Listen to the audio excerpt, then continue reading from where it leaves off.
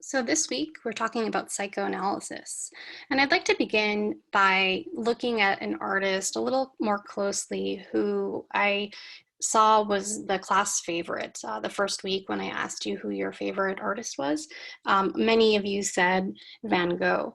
And I thought this would be a good week to talk about Van Gogh because of his widely known unfortunate early death by suicide, his mental decline.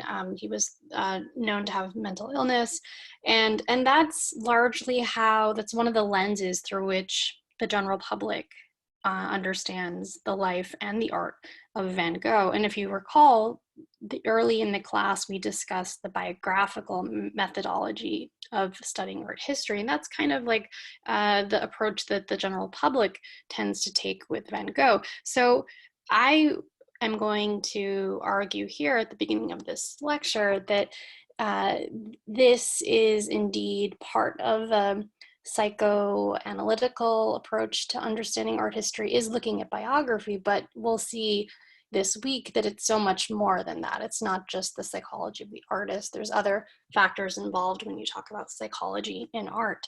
But to begin, I'd like to show a short clip from a film called Loving Vincent, which was recently released, and we'll analyze after that.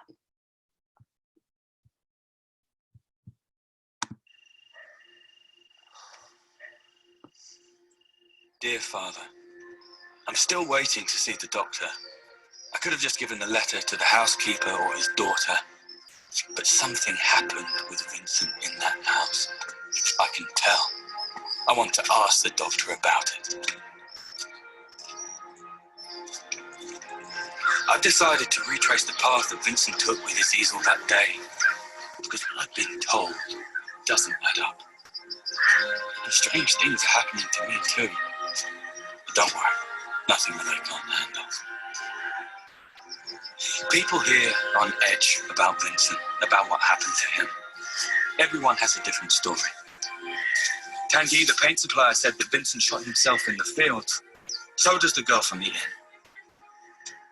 It seems a very long way for him to have walked with a mortal wound. And I wonder if he wanted to kill himself. Why didn't he just pick up the gun and finish the job?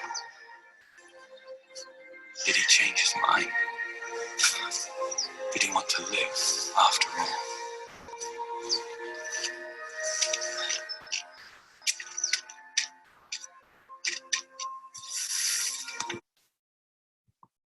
Okay, so the clip that we just saw from Loving Vincent is obviously deeply psychological. There's this kind of obsessive desire to understand the psychology of the artist. And that film, incidentally, which I do recommend that you try to watch, is actually the first film that is entirely created from oil painting. So each frame of the movie is a piece of art in its own right, in the style of Vincent van Gogh, to give a sense of his artistic style, but also, again, remember his style is so closely aligned in analysis with his mental state. So that kind of shaky vibration that you see in the paint strokes is meant to represent that. So let's look a little bit more closely, though, at the fuller scope of understanding psychology in artwork, or how different scholars have dealt with these themes. So psychoanalysis is a method of analyzing psychological phenomena and treating emotional disorders. More broadly, it is a philosophy of human consciousness, individual and social. So psychoanalysis specifically then is it's more than just art. Obviously, it's looking at treatment of psychological issues more generally. And Sigmund Freud is the modern founder of the field of psychoanalysis. He was an Austrian doctor who lived in the 19th century, early 20th century, and he developed a therapeutic method for analyzing unconsciousness through interpretation of dreams, verbal slips, jokes, and he applied this practice to works of art and literature and to society at large, as I said. So it's been used by art historians in particular to address the content or subject matter of art, the relationship of individual works of art to artists who created them, and the relationship of the viewer to the image and the nature of creativity and of art itself. He is many scholars, psychoanalysts came after Sigmund Freud, but he is, his theory, his psychoanalysis is seen as the kind of touchstone that kind of has been heavily criticized, but also heavily kind of cited and built upon. So let's look a little more closely at Freud. So obviously he was writing in a very different time period than now. He was writing in Victorian European society, and he saw the rapid industrialization. As you may recall when we discussed the kind of societal changes that led to the rise of modernism, as a result of industrialization. This is actually the context in which he's developing this theory. So he's saying that he wrote that there were these repressed desires that basically emerged from the necessity of performing labor in this economy. So the growing economy kind of crushed the soul, in other words. And so there was a because of our social roles, we as human beings in this kind of capitalist system have to learn how to manage our deep desires to basically have fun and not work, and all kinds of pleasures, to seek pleasure instead of labor. And so he developed this theme of reality versus pleasure, the reality principle versus the pleasure principle that constantly had to be managed. And he also kind of came up with a theory about a strong division between females and male that developed out of early basically birth. From birth, there were these stages of development, and boys would develop the Oedipus complex, which essentially meant that they would envy the relationship of their father with their mother, and want to have sex with their mother. So it's kind of an incest kind of fascination or fantasy, and they would fear losing. They would fear being castrated. So the phallic, the importance of the phallus or the penis is prioritized over the female genitalia. So yes, this is very, all of a sudden it feels like we're in sex ed. It's a very kind of sexualized understanding that he had about the development of men. But essentially the phallus, the penis, was seen as the prized possession. And because a girl from her birth did not possess that body part, she would develop the Electra complex. So a kind of sense of frustration with her mother, and a kind of, tenderness, or the same kind of like affection for her, the kind of the reverse of the Oedipus complex. And she would have penis envy. You may have heard that term in popular culture. This is where it derives from. So obviously, you might imagine a bit problematic to many kind of feminist scholars that came after Freud. So we will talk about that this week a bit, but then kind of related themes during our week when we discuss feminist art. So as the child grows, they deal with conflicting and repressed desires that split the mind into three parts. So in kind of managing these different and balancing these, the reality principle, the pleasure principle, all these different roles, the gender roles, the brain would have different operations going on. The id, the ego, and the superego were the parts that he identified. So id was the part of the self devoted to the pleasure principle. So that's the fun part. That's the part that says, I want to go out. I don't want to come to art history class, right? And the ego has a better sense of reality. It rationalizes, it projects, it displaces. Basically, with the formation of the ego, the individual becomes the self a bit more. And in the superego, finally, is when external sources of punishment are internalized. So there's a sense of guilt and a kind of like self discipline that develops to enforce the rules. And basically, this is the ultimate cap to stop, put an end to the desires of the id part of the brain. Okay, so all these parts are in kind of contest with one another, and ultimately, though, there are repressed desires that always leak out, according to psychoanalysis. So in dreams, they may leak. So this is where in psychoanalytical even therapy, some doctors would and still do analyze dreams as somehow kind of insightful about the inner desires of the mind, and perhaps most relevant for our topic of art history, repressed desires would also leak out in the form of parapraxis. Okay, so this is memory failures, mistakes, misreadings, and Freudian slips. And some later psychoanalytical theorists said that art itself is a form of parapraxis. Okay, so that an artist would create artwork and it was kind of like this subconscious coming out, like the Freudian slip, right? So things that you didn't like intend to do or to make, they kind of emerge unbeknownst to you. Okay, so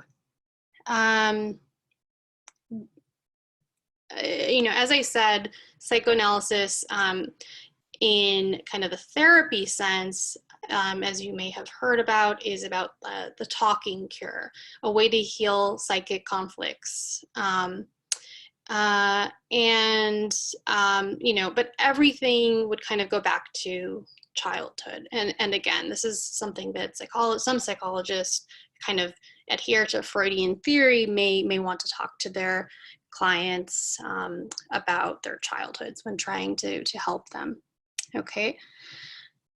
So Freud then, so this is the Mona Lisa, as you've seen before, is an artwork by Leonardo da Vinci, one of the most famous Renaissance painters, who was known to have a kind of rather complex life. There have been a lot of different biographical studies about Leonardo da Vinci, some focusing on his relationships, his mental health, he was thought to be homosexual.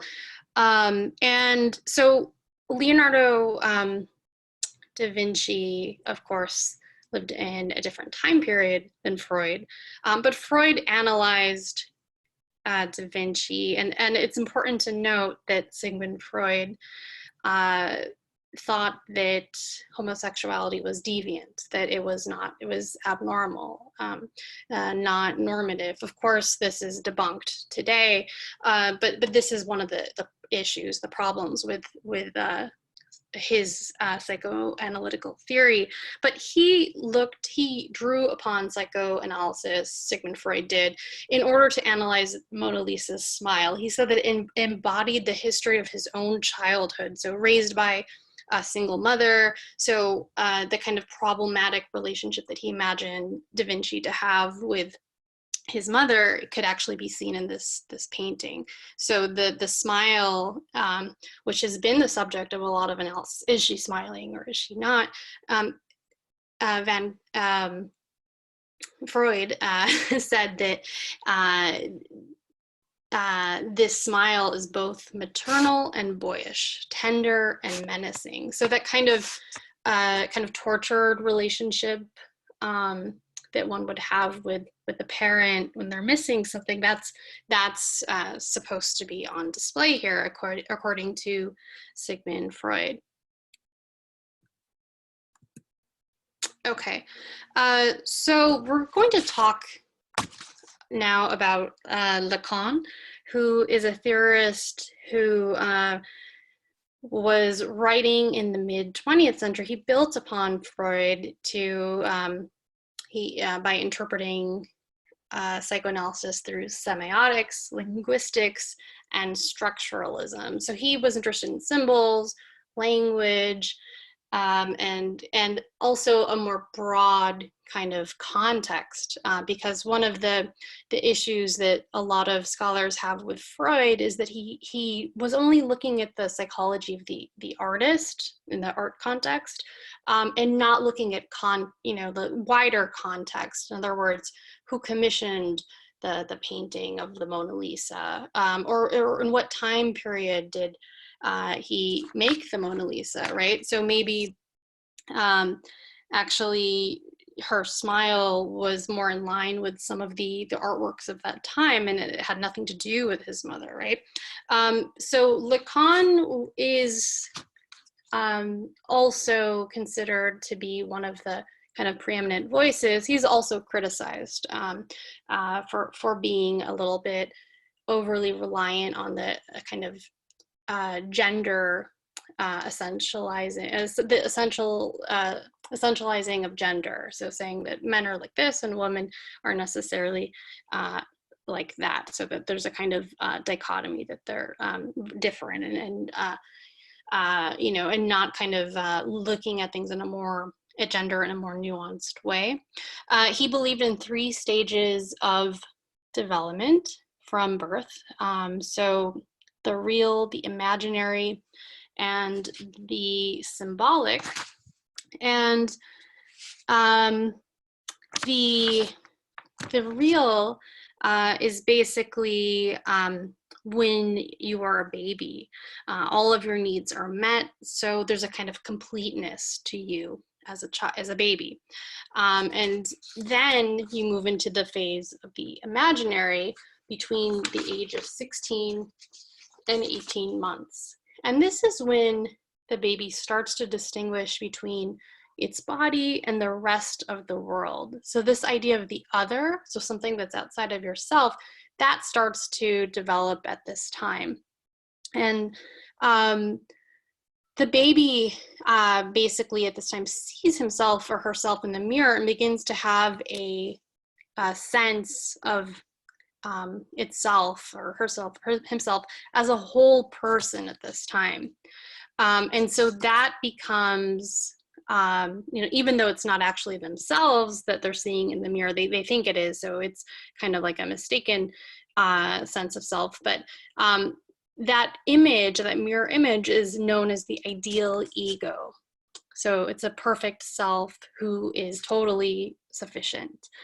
And this begins to become internalized, the sense of self at that time. And, it's this differentiation period from the real period when you're a baby and your mom is doing everything for you. Okay, and finally, you move into the symbolic phase. So basically for the rest of your life, after that period of, when you're still younger than 18 months old. And this is when you enter the realm of culture and language. So this is why he cared about language, Lacan.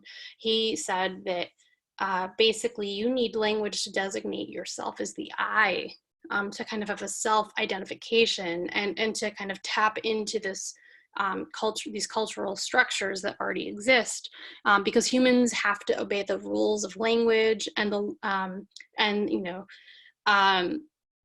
the law of the father, basically. So that's why he's still kind of gendering development. And he says that language is always about loss or absence. Okay. And this is really important because there could be in artwork a kind of representation of a loss or absence. So this Lacan and Freud, this stuff is actually very tricky, and it's not something that you have to get into any more detail than this, and we can talk about it more in class when we're together. But it is important to know because it's kind of the foundation for the psychoanalysis part of these psychological understandings of art history. So I want to really stress that psychoanalysis is bigger than Freud and Lacan. Mary Kelly, who is a feminist critic, who is a writer of art, historical theory and criticism, and she's also a practicing artist, who in 1974 made this kind of unusual artwork. It was a series called the Postpartum document series. She actually took fecal stains. So this is from one of her son's diapers, and she recorded what he ate underneath. So it received mixed criticism because some people thought that this was totally crazy. What is she doing? But she was a feminist art historian. She, at the time, that was the kind of, the period, the 1970s was really when feminist art history was coming into full swing. And she wanted to explore the idea of a mother's fetishization of her child being transferred to an art object. So basically what she was doing is she was playing with the ideas of Lacan and Freud, but specifically you can see the connections to Lacan, this idea of the absence and the kind of, that change in the relationship when when you pull away from the mother.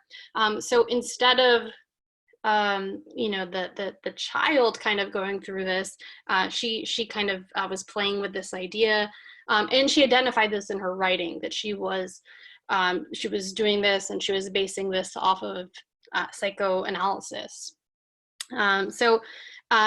Really interesting artist who's written a lot about these kinds of issues. This is another shot from that exhibition. Moving on, another example of a scholar who takes psychoanalysis in a different dimension, Richard Wollheim. He analyzed painting as parapraxis. So that, again, remember that was in that came out of our discussion of Freud just a few moments ago, how he said that you would have these kind of like unconscious intentions or Freudian slips. The subconscious mind would kind of emit these creations totally unintentionally. So that was kind of the angle that that's the angle he has taken, Richard Wollheim, and he's written a lot about that. So, looking at a de Kooning painting with that in mind is very different than looking at it, of course, from the modernist perspective, the formalist perspective that we discussed a few weeks ago. You could have some overlap in your analysis, but to really focus on the psychological dimension rather than just looking at this because of the form and the medium itself. Rosalind Krauss is a really interesting art historian who studied actually with Clement Greenberg, who we discussed in the Formalism Week, but she actually really rebelled at some point in her career against formalism. And just to refresh, remember, formalism is looking at art from a strictly visual perspective and not looking at it, because of other factors. So she used psychoanalytic theory to rethink modern art history itself. So, instead of focusing on the opticality of art, which she said that looking at things from a formal perspective basically came at the expense of understanding the unconscious. So she said that modernism repressed those desires or those parts of us, the unconscious parts of a person. So she called this art modernism's repressed other. So the artist in her mind was a force to release unconscious drives and desires through represented seeing, so through artwork. And basically the spectator is really, their experience is shaped by kind of where they are positioned in relation to the artwork. So we're looking here at Double Negative, which is a kind of monumental land art by Michael Heiser, made in the Nevada desert in 1969.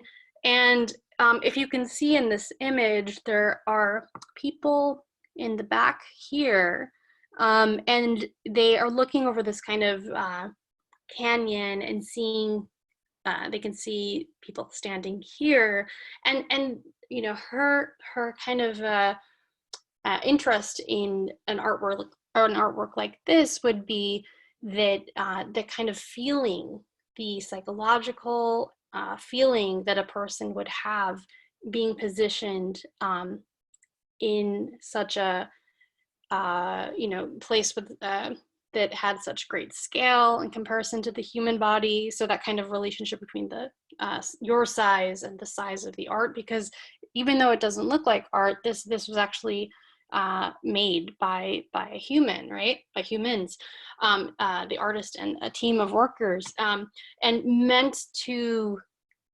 create a particular feeling in the viewer, a feeling of perhaps of being overwhelmed, in awe, confused. So a sense of displacement, basically, displacement of our understanding of what art is.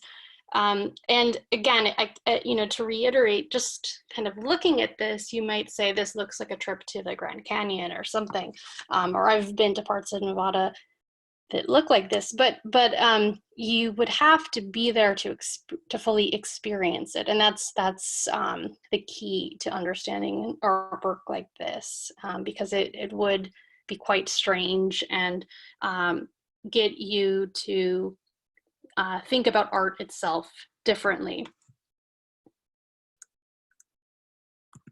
Okay, so for the next part of this talk, I'd like to shift gears a little bit. So we just, we were thinking about psychoanalytical theory and some of the important theorists that came out of that. And as I said, we're going to also, when we talk about feminist art, we're going to kind of really tackle the kind of what many scholars think is a sexist paradigm that Freud and Lacan came up with. But I'd like to shift now to what's called reception theory. And this is shifting our attention from the artist to the viewer, which we started to do with especially Rosalind Krauss's the kind of interpretation, the last slide. So when you're thinking about reception theory, basically what you're thinking about is how a viewer of art experiences that art. And one of the most important developments in and academia to understand uh, this art historical concept actually comes from film theory. So this idea of the gaze in particular is something that is it's a concept that's developed very much in the film theory discipline, but kind of also applicable to art history. So a scholar named Laura Mulvey has done a lot of work on the role of gender in Hollywood and the gaze, and so essentially talking about the way that the shot in Hollywood is really made for this ideal white male heterosexual viewer and his pleasure, and excludes everyone else. So I'd like to just show a clip from a film that can maybe convey some of that. Okay, one moment, please. Okay, so this is a scene from Rear Window, starring James Stewart. And what you're seeing here is a photographer from his apartment, and you see that the female figure that's shown, pay attention to how she's represented and how she functions in the scene.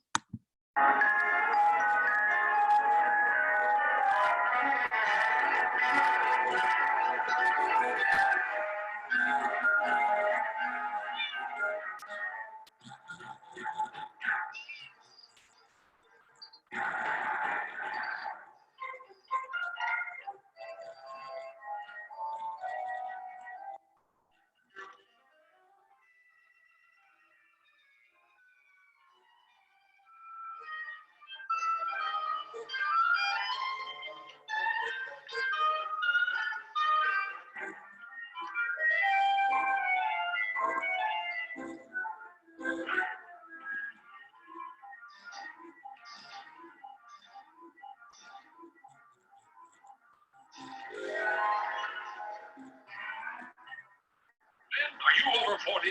When you wake up in the morning, do you feel tired and run down? Do you have that listless feeling?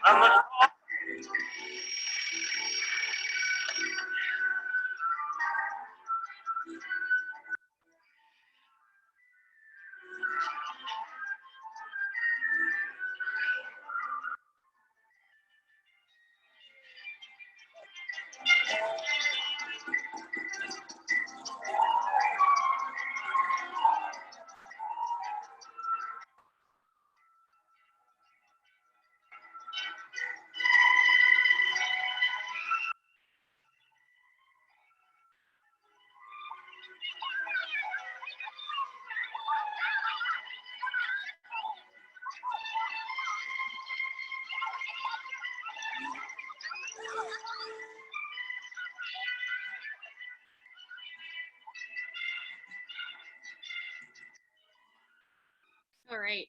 So there you can see that the female was shown in a way in which she did not give her consent. She was wearing less clothing than other. There were several females, but of course the dancer is the one that we truly feel that we're kind of spectating in a voyeuristic way. And she's there to totally disrupt the scene and to kind of satisfy, according to Mulvey, this desire of men to have this kind of secret vantage point through film watching. So this was a kind of revolutionary contribution to film theory, but you could see how this could also be applied to various artworks. Another film which is mentioned in the essay that you're reading this week is a film starring Madonna, Desperately Seeking Susan, which kind of plays with the tropes that we just saw. So there's an effort, obviously, to undermine this idea of the male spectator. So here, Madonna, the character Madonna plays, is also doing some photography, but now she's in control. So let's watch this quick clip.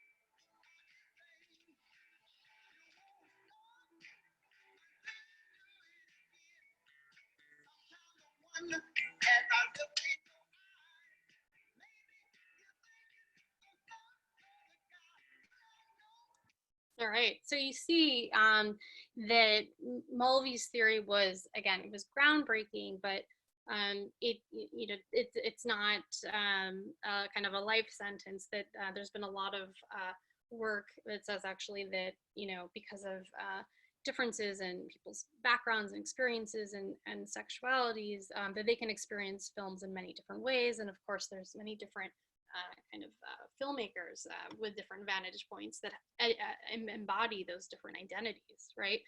But Mulvey provided a framework for understanding the dominant gaze in film, and I would argue that that also could be understood to be a dominant, gaze in art history as well, because you're thinking about power dynamics when you're looking at art, right?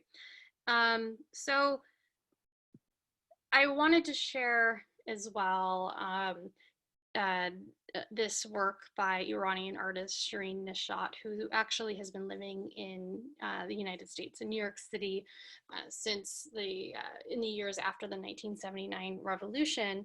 And she works on a lot of art that in different media and photography and also in film that focuses on the lives of women. Oftentimes she represents Iranian women in her works.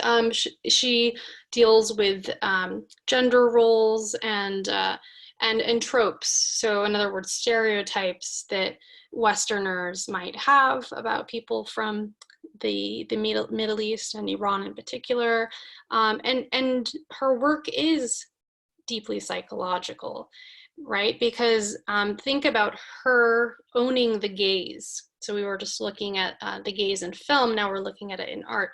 So one would expect that a woman wearing a chador, this traditional veil, would be submissive, powerless, but actually there's a kind of conflict that we're experiencing here, which is meant to put us psychologically at ill ease, right? To make us question our understandings and to confuse us. So is this a feminist image? Is it not? We think about our own vantage point. So psychological readings of art, or art that is highly psychological, what it's successful at is getting the viewer to feel that they are part of the art experience, that they somehow are interpolated, made to interact with the art. So it's not just we that are looking, here she is looking back at us. And there's script from a famous female Iranian poet transcribed across her face, which again, you might look at that and say, oh, that's kind of like a iconography or symbol of the East or the Orient, as has been, is a way that like Westerners would describe this part of the world historically. But again, she has this position of power by looking back. She has the dark coal black pencil under her eyes, strong eyebrows, the really defiant gaze, and holding a gun. So what is that supposed to mean, right? It's a very charged image. This is a country that we still, unfortunately, are the official position of the governments is hostile toward one another. So as a viewer sitting in Southern California or wherever you are right now, remotely, you know, what exactly is your understanding of her and role? So she's trying to shake up all of these emotions, you know, or at least that's what the effect is. We don't know her intent, right? Just from looking at the photograph. So I'd like to lastly just show one more clip. It's actually from a video made by Shireen Nishat called Fervor, which was made in 2000. It was actually filmed in Morocco, because Nishat herself doesn't travel to Iran. But she has kind of made this kind of abstract short film with a narrative about a man and a woman who have this kind of like erotic connection. But think about, when you're watching this, how she, you know, what I just kind of laid out here for these tensions and the confusion that you see in this photograph. Let's see if you can identify that. I'll show you part of the clip in Turbulent, the video. So she plays with the dichotomies, you know, like kind of like two experiences are shown in the film. So think about that as you're watching.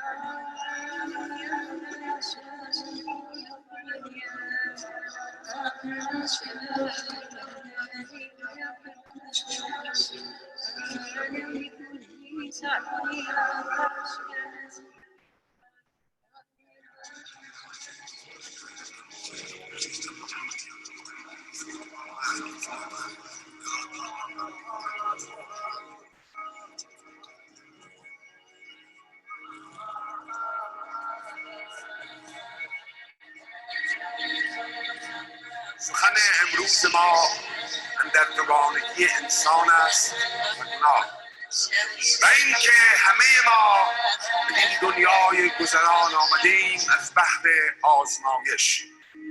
در ابتدا به امر پروردگار تکه گلی از زمین برگرفته شد و به درگاه او آورده شد. پس آن گل به فرمان پروردگار شکل یافت و نفس الهی در او دمیده شد و همه فرشتگان را برانداشت تا بر او سجده بردند الا شیطان که از سر حسادت از امر او سر باز. So as you're looking at these visuals, just consider the split screen, consider your position, again, based on where you are watching right now, what you're expecting to understand or know about this place. This, you know, this is supposed to represent Iran compared to what you're actually seeing, and the psychological experience of both the man and the woman. So the split screen emphasizes the individual, but by showing both at the same time, also the collective. And this is, again, not meant to convey one particular meaning, but to really to destabilize our sense of self, and to challenge what we know, what we think we know. So here you see that the man and woman are appear to be looking at each other, and you can feel that intensity of the gaze that is not, fully met because of the cloth in between the men's section and the women's section of this particular religious service. Okay, but the woman shown here, just like Nishat in the photograph, that was Nishat herself in the photograph that I showed with the gun, also has a very strong gaze. So she, at times in this video, appears to be looking directly into the camera. The camera, I'll note, is Shireen Nishat's here. So she, the artist herself, is in charge of this view. So it's her gaze, but it's a split one. Might also represent her sense of fractured self as a woman living in exile outside of her country, not able to go back. So lots to analyze here. So I'll just stop it there. You could find this online. Well, we will continue our conversation this week when we meet, but please note that the discussion post the prompt is now up, and that is, I'm asking you to select and upload an artwork that you think may be analyzed well through psychological dimensions, and explain why. So it could be something related to psychoanalysis, kind of more formally, or something that maybe is particularly disarming or disorienting in terms of the viewer's experience, maybe an unusual exhibition format or location, not just the white cube of a museum, but something that's more provocative psychologically, or an artwork that itself, the dimensions of it, the placement of the figures and architecture of that work, kind of bring you as the viewer into it in some way. So there's a lot of different ways to approach this. Again, I don't want you to spend a long time on this. What I'd like you to do is write something concisely, clearly, and pick something that is interesting to you, and why is it psychological to you. So, really wanted you to make it your own. All right, see you guys soon.